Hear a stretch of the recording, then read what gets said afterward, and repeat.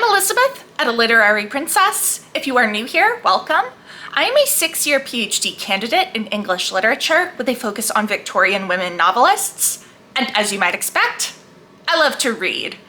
Today I have a new installment in my What I Read for my PhD in English Literature series, and this is going to be the last one until I finish my dissertation. So I will do a final one talking about all my dissertation books. But this one is for my feminist theory class. So I took an extra year of coursework in order to do my feminist theory certificate, and this is one of the required courses for that. So let's jump in. The idea of this class was to give an overview of feminist thinking starting in the late 18th to 19th century and then moving up through the 21st century. So we had a lot of different readings. Most of them were fairly modern, although you'll see there's a few. We did, however, use I don't want to call it a textbook. It's not like quite a textbook, but I guess it's an anthology. This is the Feminist Theory Reader, Local and Global Perspectives, edited by Carol R. McMahon and Soon Kyun Kim. I'm not pronouncing that right, and I am so sorry. So we actually used the 5th edition, and this is the 2nd edition. When I bought this, didn't realize that we needed the 5th edition, so I ended up having to get that one online. But I didn't want to edit in a photo, so I'm using this one. So we read this entire thing throughout the course of several weeks of the class, and I actually did give a presentation on the 2nd section. Nope, it's the 3rd section, which was on theorizing feminist knowledge and agency. And just to give you some ideas of what was in that section, I was talking about Patricia Hill Collins's Defining Black Feminist Thought and Nancy Hartsock's The Feminist Standpoint. And then there were also some pieces from Judith Butler and Simone de Beauvoir in that section. So, I mean, it's an anthology. I liked some more than I liked others.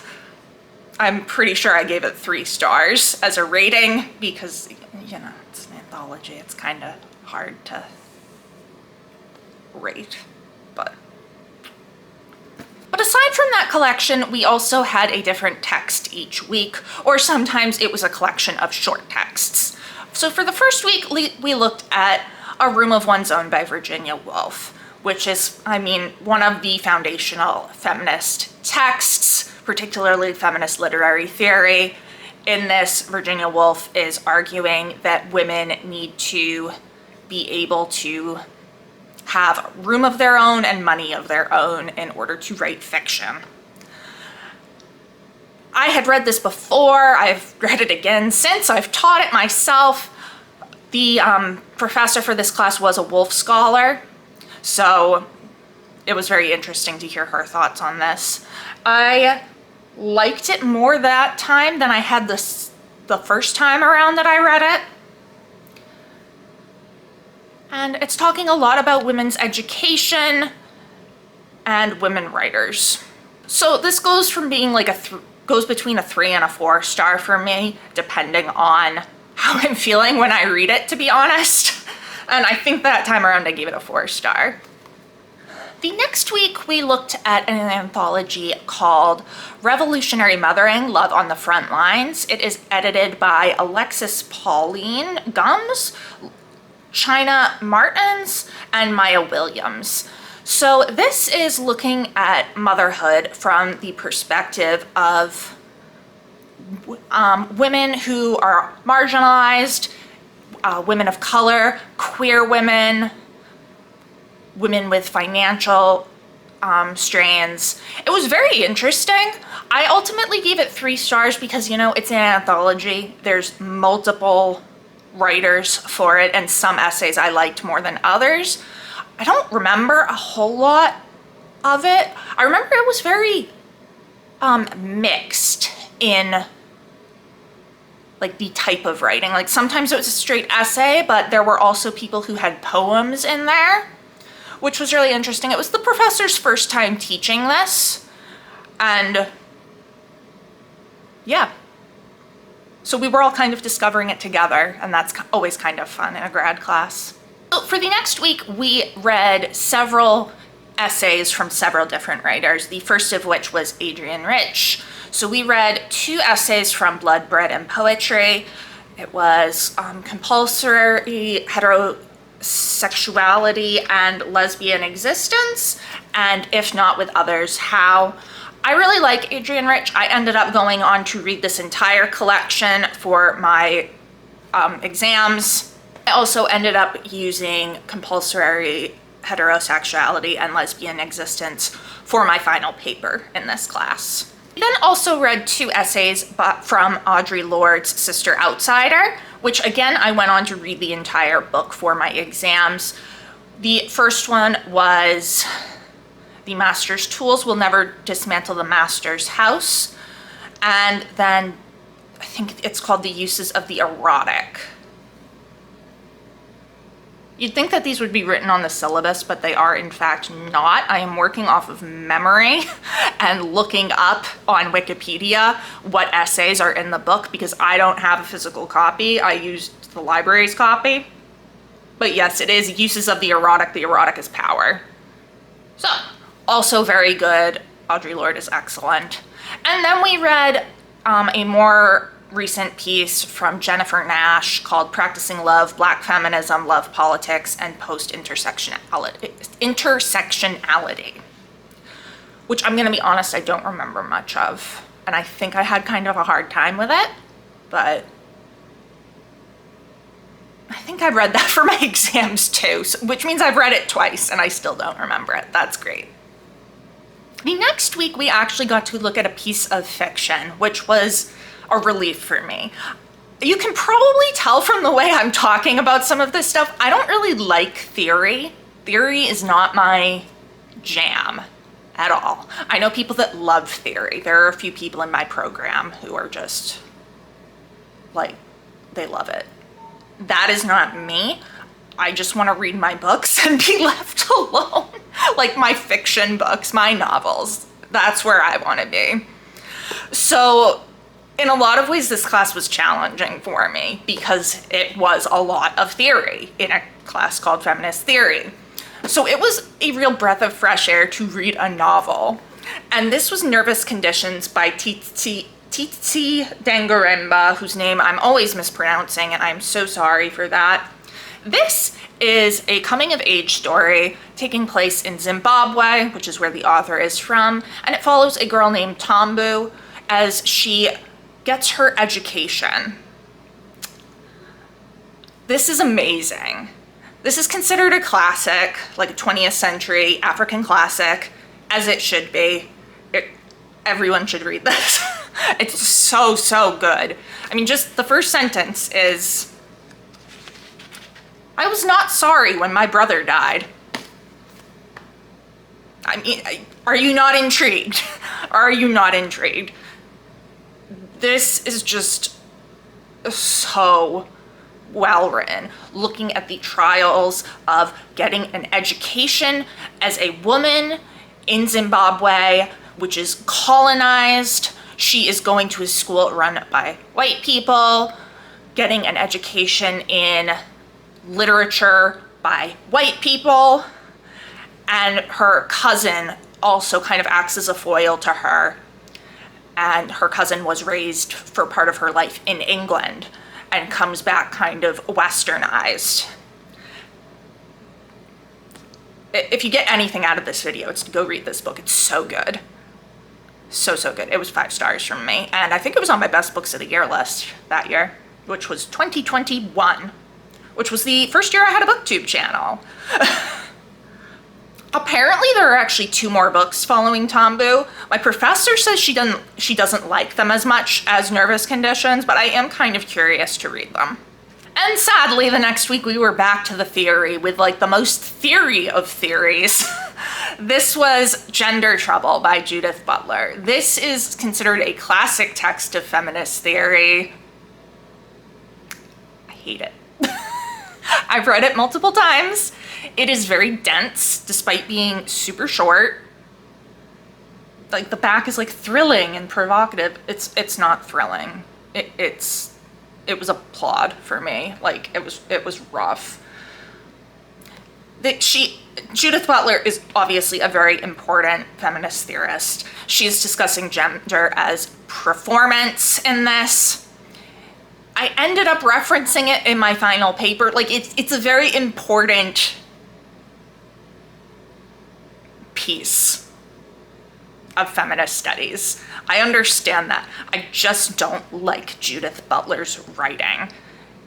She is just difficult to understand. I have actually seen her speak, technically live. I was watching over Zoom because there was not enough room in the auditorium for everybody that came. And I found her also difficult to understand when she was giving a talk. So she's just hard for me. As I said, I've read this multiple times. Reading it in class was my first time. And then I read it again for my exams because I was like, I need to reread this. And I still didn't get it. Just don't like theory. So yeah, this was 2 stars from me. Like, I can understand its importance, but I don't like it. Onward with things that I did not like. The next one was Staying with the Trouble, Making Kin in the Cthulhu Scene by Donna Haraway. This book. I hate this book. So this is like kind of focused on an ecological standpoint of feminism and what has been going on with the environment.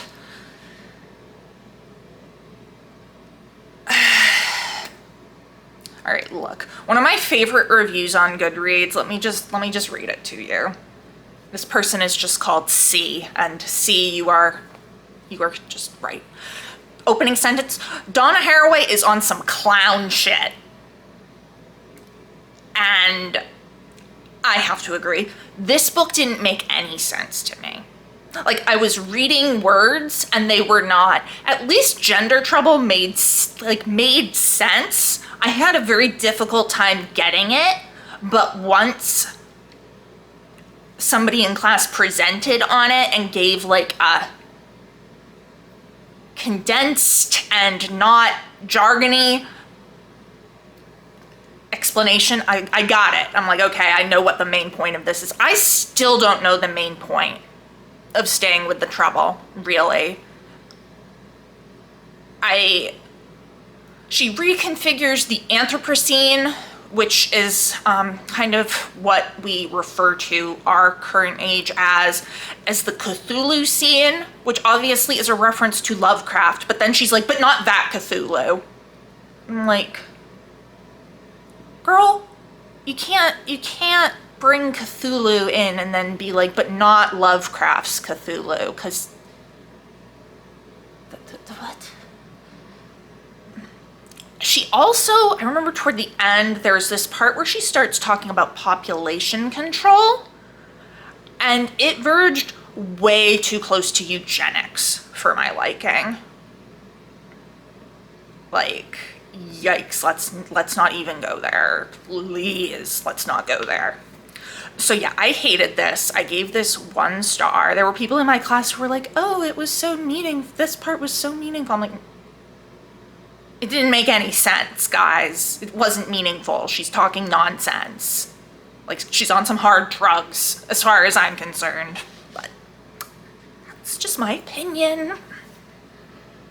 Luckily, after that, we had a very great class.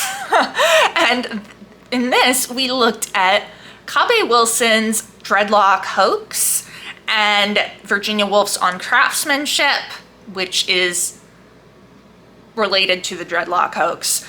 Kabe Wilson is an artist, actually, and his big work is called Of One Woman or So by Olivia Ningalfrey, and it takes every word of A Room of One's Own by Virginia Woolf and reconfigures it into a whole new story. And first of all, that is amazing. The dreadlock hoax, it was both a performance art piece, I suppose. Kabe Wilson dressed up in drag as Virginia Woolf and read this essay. And this essay is about Of One Woman or So.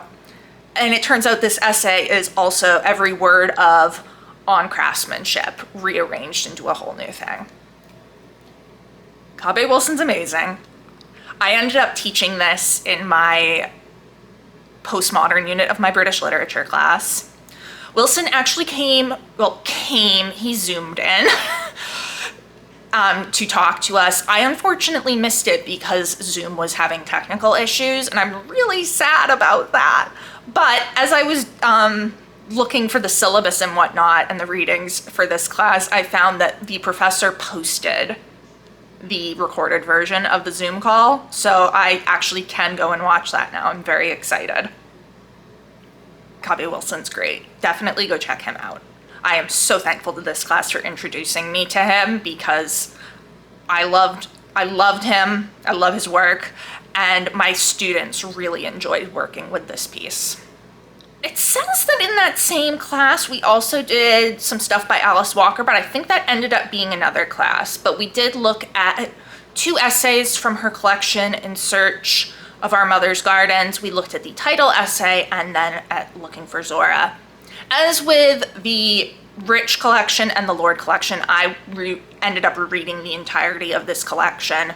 It's a really good one. These 2 essays are particularly good. I particularly enjoyed Looking for Zora, despite the fact that I have not read any Zora Neale Hurston, and I need to, but the essay was fascinating. It is one of 2 on Zora Neale Hurston that is in that collection, I believe. So, highly recommend Alice Walker. She is talking about the kind of history of Black women making art and how it's not really shown and you have to go looking for it. And many times it's found in things that are anonymous and things that you don't necessarily think of as art. Like, I believe at one point she's talking about quilts.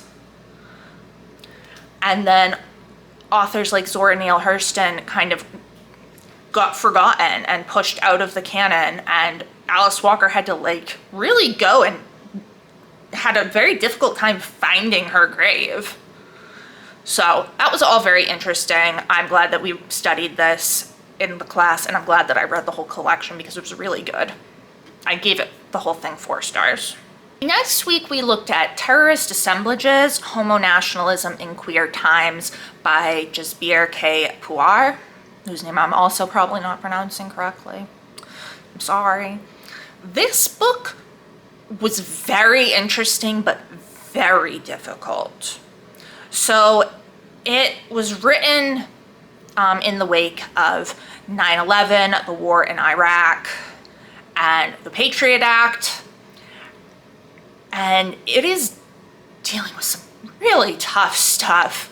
This idea of homo-nationalism is Puar's word for a fusing of homosexuality to U.S. pro-war and pro-imperialist agendas. Really looking at heteronormative ideals that the U.S. pushes and kind of relies on as the basic foundation of our society.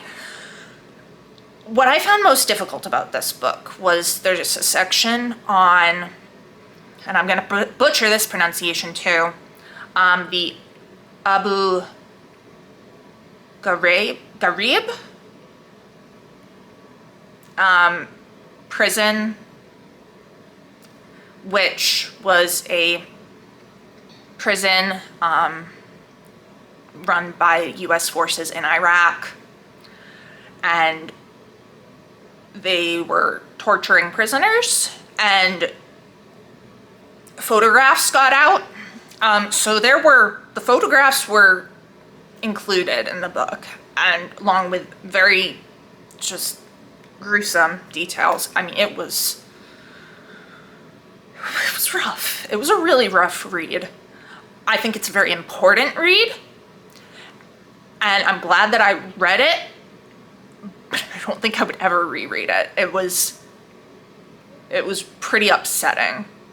And my edition did have a postscript in the back. It was a 10th anniversary edition, and the postscript is called Homo Nationalism in Trump Times. So that was also pretty fascinating. But yeah, great book, very well done, just difficult subject matter. Next week we looked at Willful Subjects by Sarah Ahmed. This is affect theory. And Sarah Ahmed looks at the novels of George Eliot and characters who are described as willful. So willfulness is often a charge used against women when they are not doing what society wants them to do and acting the way society wants them to act. So this is just Ahmed exploring that. I found this a very difficult text to understand sometimes. It's theory. It's theory. It's theory. Affect theory is really focused on emotions and how kind of these words that we use for them have certain meanings that stick, and those meanings can kind of shift depending on gender. So willful is a negative term applied to women, whereas men might get called ambitious or trying to think of another word, or like leaders and things like that. So it was interesting. It was just a difficult read. I gave it 3 stars. However, I did end up using it in my final paper. Like, it is the main theoretical text for my final paper, which ended up also being turned into a conference presentation. So even though it was not my favorite, it was definitely useful to me, and I'm keeping it around. The next week we read The Sum of Us, What Racism Costs Everyone and How We Can Prosper Together by Heather McGhee. This was a brand new release at the time, and it was very good. I gave it 4 stars. So this is taking a sociological and an economic point of view on race in America, and this kind of belief that some people have that somehow giving help to racial minorities will hurt white people, whereas in reality it's going to make everybody's lives better, and how oftentimes some acts of racism ended up hurting everybody, not just the people of the race who it was targeted at. I remember very distinctly this one example of swimming pools. So swimming pools had been segregated by race. So there was a pool for white people, and then black people weren't allowed into it. And there ended up being such a controversy over integrating it that they just closed the swimming pool entirely. So nobody got a swimming pool. It's like, that just hurts everybody. Instead of integrating and having everybody get to have a swimming pool, now nobody gets a swimming pool. That's just one example that I really remember for whatever reason. But this book was very good. I gave it 4 stars, and I'm really glad that I read it. I ultimately didn't keep it because I felt that I wanted to kind of pass it on to other people so that other people can read it. So I ended up donating it to a used bookstore. So apparently the next class we read an essay by Gail Rubin called Thinking Sex. I don't remember it at all. Like, no memory of this place. So yeah. And then the final book that we read was Normal Life, Administrative Violence, Critical Trans Politics, and the Limits of Law by Dean Spade. I also don't remember this at all. I gave it 3 stars, apparently. This was the last week of classes. I was already deep in my final paper, knew I wasn't going to be using it for my final paper, and so I think I just kind of tuned out at that point. But according to Goodreads, let's take a look at what Goodreads says about it. Basically, it sounds like it's just gaining equality through laws that would gain equal access and non-discrimination isn't really enough, basically, because, and this is a quote from the summary, this approach assumes that the state and its legal, policing, and social services apparatus, even its policies and documents of belonging and non-belonging, are neutral and benevolent, which they just aren't. So, I wish I could remember this book, but I don't. Sorry. And then we move into my final paper, which I wrote on Jill by Amy Dilwyn. This is a Victorian novel with a main character who runs away from her upper class life to become a lady's maid to a woman who she is in love with. So I wrote about willfulness, happiness, and lesbian identity in this novel. So I was using Sarah Ahmed's Willful Subjects. Jill is a very willful character, as you can probably get from the idea of running away from her upper class life to work as a lady's maid. She's also she doesn't conform with the Victorian idea of femininity, which usually when there is a willful character who does not conform with femininity, and willfulness automatically means you don't conform with femininity in the Victorian era, usually that character ends up either dead or getting married to a guy and kind of losing some of her oomph, if you will. That doesn't happen here. Jill remains single at the end of the book. She keeps being her willful self, like she doesn't change at all. And I argue that her identity as a lesbian is what allows her to do this. So I ended up giving a conference version of this at the British Women Writers Conference in 2023, which was great. I really liked this book, which I got the recommendation from Katie from Books and Things. And I'm really glad I was able to make it work with the class, because it's always nice when you can write your paper and have it be about your thing, even when the class isn't necessarily your thing. And this is kind of the only time I got to do that. So, yeah, highly recommend Jill. It's good.